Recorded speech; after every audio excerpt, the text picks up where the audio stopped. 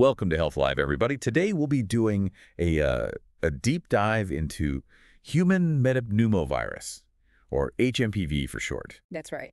Now, you might be saying human meta what now? Yeah, it sounds scary. But trust me, this is definitely a virus you want to get to know. It really is, and I think you've probably encountered HMPV a lot of times. Oh, I'm sure. And just thought it was a cold. Yeah, just a common cold. Very common. And it kind of flies under the radar a lot of time. Yeah, that is sure. Mimicking those sniffles and coughs and sneezes we all know and hate.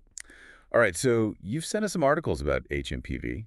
Looks like our main source today is going to be the Cleveland Clinic. Great source. Which is a fantastic medical center, so we know we're getting good information from them. And maybe you had a recent illness, or maybe you're prepping for cold and flu season. Or maybe you're just a health enthusiast like us. Hopefully. Either way, we're ready to break down the science and share some surprising facts about HMPV.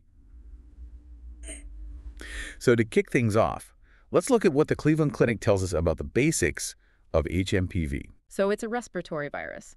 That often looks like the common cold. Right. So we're talking coughing, runny nose, sore throat, and maybe even a fever. Yeah, sounds familiar. I think we've all been there. For sure. But while most cases are mild, HMPV can sometimes get a little worse, especially for certain groups of people. Right, and that's a really good point, I think, to bring up right away.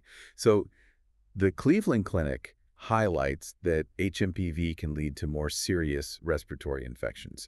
We're talking things like bronchiolitis, Right. which is inflammation of the tiny airways in the lungs, or even pneumonia, which is obviously a very serious lung infection. Yes, very serious. So who is most at risk for these complications?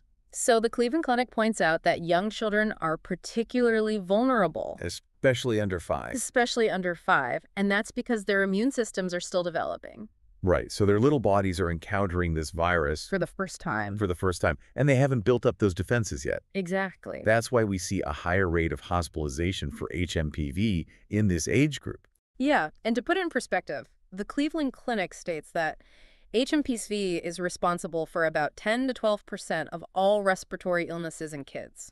Wow. And a lot of those cases end up needing medical attention. So it's not just little ones, though. No. Older adults over 65 are also at increased risk. Oh. And obviously their immune systems may not be as robust as they once were. Right. And then, of course, anyone with a weakened immune system, regardless of age, needs to be extra careful as well. Yeah, so it's like their bodies are facing a much tougher opponent. They might not be able to fight off the virus as effectively, which can increase the likelihood of those complications we talked about. So it really underscores the importance of understanding this virus and taking steps to protect ourselves and our loved ones, especially those who might be more susceptible. Absolutely. Now, I know what you might be thinking. Hold on. How is this any different from a regular cold? Yeah. The symptoms sound pretty much identical. They do. And you're right, the Cleveland Clinic acknowledges that. HMPV can be a master of disguise. It can be a master of disguise. But there are a few differences Okay. that set it apart. Lay it on me. One crucial distinction is the severity of that initial infection, especially in young children. Yeah. Wow. So the first time a child encounters HMPV, it can really hit them harder than a typical cold. Yeah, I can imagine. We're talking about much more intense coughing, wheezing, and difficulty breathing. So that's going to be pretty scary for parents to witness. Absolutely. Okay, so that first encounter can be really rough. Yeah. But the good news is... Okay, good. I was hoping for some good news. After that initial bout, subsequent HMPV infections tend to be milder. Okay, so it's more along the lines of a typical cold after that. Exactly. Why is that? That's because the immune system learns from that first exposure. It develops antibodies that can recognize and fight off the virus more effectively the next time around. So it's like your immune system has a memory bank for viruses it's encountered before. Exactly. So the Cleveland Clinic points out that you might see a pattern of HMPV infections being more severe in younger children. Right, because they're experiencing it for the first time. And then they become milder as they get older. Exactly. Okay, that makes a lot of sense. Now, speaking of other viruses, the Cleveland Clinic mentions a close relative of HMPV, RSV, or respiratory syncytial virus. Yes. And you might have heard of it. It often makes headlines during cold and flu season. Absolutely. There's another common respiratory virus that often gets confused with HMPV. It does. They're both from the same family of viruses, but they have some key differences, particularly when it comes to who they affect most severely. Yeah, they're like siblings causing similar mischief, Okay, but each has their own specialty. got it. So while both can be tough on young children, The Cleveland Clinic highlights that RSV tends to hit infants under 6 months old the hardest. Oh, wow. It's a major concern for newborns and young babies, whose immune systems are still very immature. Okay, so HMPV, on the other hand, tends to peak in severity a bit later, between 6 and 12 months of age. So it's like they take turns, wreaking havoc on different age groups. So while the symptoms might look similar, knowing which virus is causing the trouble can help doctors tailor treatment and provide the best possible care. Absolutely. Now let's talk about how this sneaky virus spreads. So the Cleveland Clinic tells us that HMPV is highly contagious, and it spreads through those familiar roads that we see with other respiratory illnesses. Right, coughing, sneezing, even just talking. Those tiny droplets can travel through the air, land on surfaces. Oh yeah, and then you touch your face, you rub your eyes. Exactly. Or even just bite your nails. You've given that virus a direct route into your system. And the Cleveland Clinic really emphasizes good hygiene practices. So we're talking frequent hand washing, covering coughs and sneezes, Yeah. and avoiding close contact with people who are sick. Right, basic stuff. But it can make a world of difference. Absolutely. Now, we've talked about age and weakened immune systems as risk factors. What? But the Cleveland Clinic also points out that certain pre-existing respiratory conditions can make someone more susceptible to HMPV complications. Absolutely. So if you have a condition like asthma or COPD, which already affects your breathing, HMPV can really throw a wrench in the works. Yeah, how so? Well, the virus can trigger flare-ups, making it much harder to breathe and potentially leading to more serious complications. So for folks with these conditions, HMPV is not just a simple cold. It's a real threat to their respiratory health. Absolutely. Now for the question we all want answered. Is there a cure for this sneaky virus? Well, unfortunately, the Cleveland Clinic tells us that there are no specific antiviral medications available to directly target HMPV. Oh, yeah. It's not like the flu where we have Tamiflu, or other antivirals that can help shorten the duration and severity of the illness. So what's the game plan if you or your child gets HMPV? Well, since we can't directly attack the virus, the focus shifts to managing the symptoms and supporting the body's natural defenses. Okay. The Cleveland Clinic emphasizes that most HMPV infections are mild, and they can be managed at home with the same strategies we use for a cold. All right, so we're talking rest, fluids, and over-the-counter medications to relieve symptoms like fever, aches, and congestion. Exactly. But again, I can't stress enough how important it is to consult with your pediatrician before giving any medications to children. Absolutely. The Cleveland Clinic is very clear about that. What works for adults might not be suitable for kids, and dosages need to be carefully adjusted based on their age and weight. It's always better to err on the side of caution Yeah. and get professional guidance when it comes to medications for little ones. So no magic cure, but good old-fashioned TLC. Plenty of fluids and a doctor's guidance can go a long way. For sure. So no magic cure, but good old-fashioned TLC, plenty of fluids and a doctor's guidance can go a long way. For sure. Now, beyond medications, what other home care tips does the Cleveland Clinic suggest? Well, they highlight the importance of rest. Of course. Might sound obvious. Yeah. But giving your body the time and energy it needs to fight off the virus is really important. I mean, think about it. Your immune system's working overtime to battle this thing. It needs all the help it can get. So ditch those to-do lists, put your feet up, let your body do its thing. Sometimes the best medicine is just allowing yourself to rest and recover. Absolutely. Now, we talked about seeking medical attention for those really severe cases, Mm-hmm.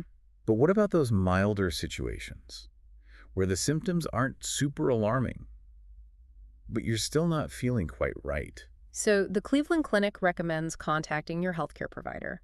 If your symptoms or your child's symptoms haven't started to improve within a few days, or if you have a fever that lingers for more than 3 days. Okay. So it's not just about the severity of the symptoms, but also how long they're hanging around. So it's like checking in with your body. If things aren't moving in the right direction after a reasonable amount of time, it's worth reaching out to your doctor. Exactly. They can assess the situation and rule out any other potential issues, and offer reassurance or additional advice. Now, while the Cleveland Clinic is a fantastic resource, it's always good to explore different perspectives. Oh, absolutely. Are there any other reputable sources out there that might offer some more insights into HMPV? Yeah, it's like getting a second opinion. Right. While the Cleveland Clinic provides a great overview, organizations like the CDC and the World Health Organization also offer a wealth of information on HMPV. Okay, and do those organizations offer any contrasting views on HMPV? Not necessarily contrasting, but they might delve into different aspects of the virus that weren't covered in detail by the Cleveland Clinic. Okay, like what? Um, think about ongoing research into HMPV, global prevalence rates, or potential long-term effects. So it's like we're piecing together a puzzle. Exactly. Each source is providing a different piece of information. Right. And by exploring them all, we can get a more complete picture of HMPV. Exactly. The more informed we are, the better equipped we are to make decisions about our health. Well said. Now, I know we've covered a lot of ground on HMPV, but is there anything else you think our listeners should keep in mind? Any final takeaways or food for thought? Yeah, one final thought I'd like to leave you with is this. Knowing that HMPV is often mistaken for a cold, how might this new understanding of the virus change your approach to cold and flu season? That's a great question. Will you be more likely to take precautions, seek medical advice, or just be more mindful of those seemingly minor symptoms? That's a great question to ponder. It really makes you think about those everyday sniffles in a whole new light. Maybe that persistent cough isn't just a harmless cold. It could be our sneaky friend HMPV. And now, armed with this knowledge, you're better prepared to handle it. Exactly. It's all about empowering ourselves with information and taking those proactive steps to stay healthy. Well, that brings us to the end of our deep dive into HMPV. We've uncovered a lot about this common, yet often overlooked virus. It's amazing how something so tiny can cause such a range of symptoms and impact people so differently. It really is, and it just highlights how important it is to be aware of these seemingly minor illnesses, especially as we head into cold and flu season. Right. Knowing that HMPV is circulating can help us be more vigilant about those preventative measures we discussed. Exactly. The simple steps, like frequent hand washing, covering coughs and sneezes, and maybe even masking up in crowded places, can go a long way in protecting ourselves and those around us, Absolutely. especially those who are more vulnerable to complications. It's like building a shield against those invisible enemies. Yeah, And while most of us will experience HMPV at some point in our lives and recover just fine, understanding the potential risks and knowing when to seek medical attention can make a real difference. absolutely. It's about being proactive and informed, not just dismissing those sniffles as just a cold. Now, armed with all this knowledge about HMPV, I'm curious what stood out to you the most. For me, it's the realization that HMPV often goes undiagnosed. We might think we're dealing with a simple cold, but it could be this sneaky virus masquerading as something more benign. Oh, that's interesting. And that can have implications for how we approach treatment and prevention. It really makes you think twice about those everyday illnesses, doesn't it? It does. We often try to just power through colds, but knowing that it could be something like HMPV might make us pause and consider taking extra precautions or seeking medical advice, especially if we have young children or other risk factors. It's a good reminder that even seemingly minor illnesses can have a bigger impact than we realize. For sure. And that knowledge is empowering. It allows us to make more informed decisions about our health and the health of our families. Well said. So to all our Health Live listeners out there, remember, knowledge is power when it comes to your health. We encourage you to stay curious, keep learning, and don't hesitate to reach out to your healthcare providers if you have any questions or concerns. And as always, stay healthy and stay informed. We'll catch you next time on Health Live. It's amazing how something so tiny can cause such a range of symptoms and impact people so differently. It really is, and it just highlights how important it is to be aware of these seemingly minor illnesses, especially as we head into cold and flu season. Right. Knowing that HMPV is circulating can help us be more vigilant about those preventative measures we discussed. Exactly. Those simple steps like frequent hand washing, covering coughs and sneezes, and maybe even masking up in crowded places can go a long way in protecting ourselves and those around us, especially those who are more vulnerable to complications. Absolutely. It's like building a shield against those invisible enemies. Yeah. And while most of us will experience HMPV at some point in our lives and recover just fine, understanding the potential risks and knowing when to seek medical attention can make a real difference. Absolutely. It's about being proactive and informed, not just dismissing those sniffles as just a cold. Now, armed with all this knowledge about HMPV, I'm curious what stood out to you the most. For me, it's the realization that HMPV often goes undiagnosed. We might think we're dealing with a simple cold, but it could be this sneaky virus masquerading as something more benign. Oh, that's interesting. And that can have implications for how we approach treatment and prevention. It really makes you think twice about those everyday illnesses, doesn't it? It does. We often try to just power through colds, but knowing that it could be something like HMPV might make us pause And consider taking extra precautions or seeking medical advice, especially if we have young children or other risk factors. It's a good reminder that even seemingly minor illnesses can have a bigger impact than we realize, Oh, sure. and that knowledge is empowering. It allows us to make more informed decisions about our health and the health of our families.